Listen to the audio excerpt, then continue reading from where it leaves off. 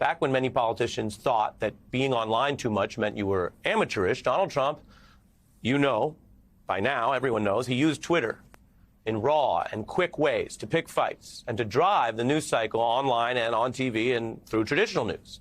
The New York Times reported it was a pithy, mean, and powerful approach. Now, that was novel then. Fast forward to this year, it's become so mainstream that President Biden didn't even announce the historic news of his exit from the presidential race with the traditional press release or even just calling into a news show, which they could have done. He broke the biggest unexpected news story in politics this year through a tweet that you see here and then attached his letter for all to read on Twitter. Now, Donald Trump was suspended from some of those platforms after January 6th for the ways that his speech online may have fomented an insurrection. Those platforms, of course, suspend people for things separate from the higher criminal standard of whether he incited one. And he also started his own Truth Social thing. But tonight, we've covered much of that before. Tonight, I want to turn your attention to how he's jumping into new platforms online before most politicians today, just as he did with old school Twitter. Now, today, many young people have moved beyond TV or even newer things like Facebook and YouTube to start getting their content through a whole different interactive model of amateur or homegrown people who are a type of influencer or gamer or streamer, stuff like this.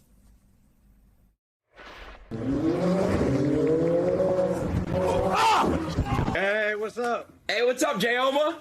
What's going on, bro? Hey, how you doing? It's your kill!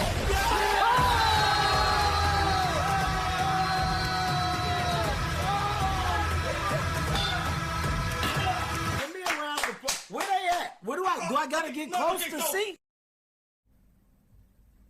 That's just a little bit of what it looks like.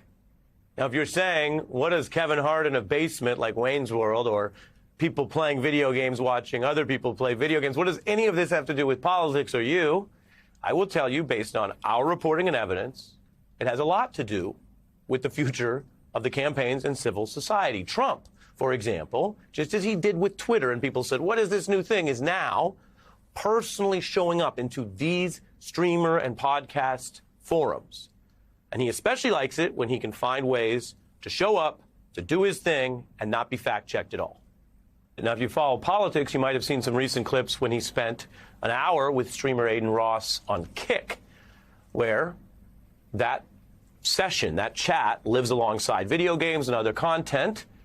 Ross, you should know, was previously banned from the site Twitch, a streaming platform, for what they deemed his hateful conduct and other racist and anti-Semitic messages. Now, Trump's campaign either doesn't care or views that as an appeal to so-called bro culture online. They're also spending $20 million focused on reaching some of these young and possibly disaffected men, as the Journal reports. New Republic magazine dubs it a bid to go all in on, quote, weird, lonely young dudes who hate women. Now, Ross has many viewers, and he has a lot of revenue. And he spent some of it in an effort to give Trump lavish gifts when he just came by. You can already see the gift. Yeah, I can. Wow. You can't miss it. That's an Elon. It is an Elon. Wow. Shout out to Mr. Musk. That's beautiful. Hey, that is beautiful. Am I going to close the door really quick? Just I want to show them the wrap. Sure. Check out this wrap and let me know your honest thoughts. I think it's incredible. I think it's incredible.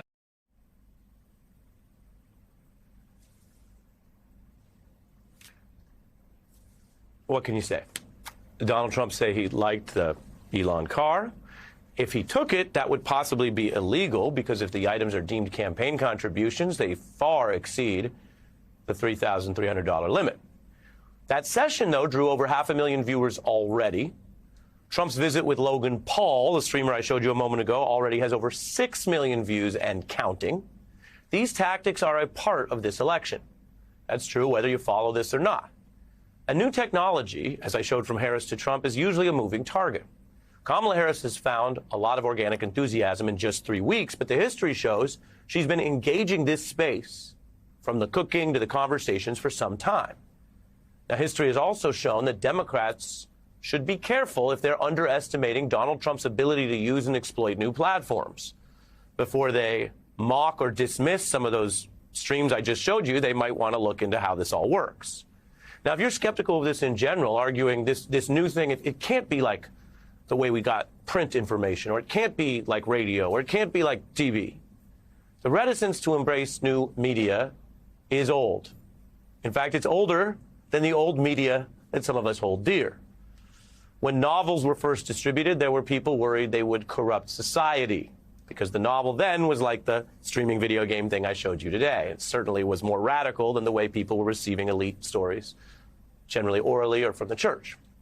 When silent movies greeted the new tech, that they could have sound added, that was a new technology, the industry, the actors, thought those so-called talkies were a fad.